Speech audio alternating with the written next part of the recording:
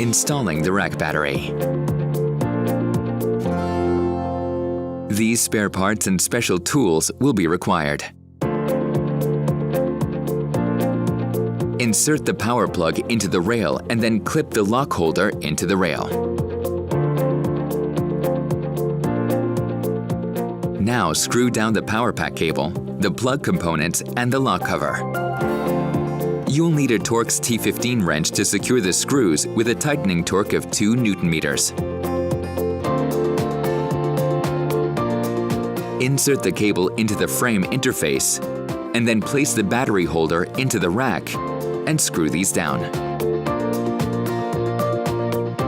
The tightening torque depends on the manufacturer's specifications and the type of screws used.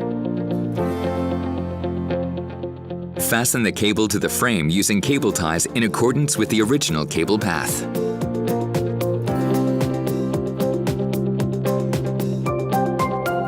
Now install the drive unit.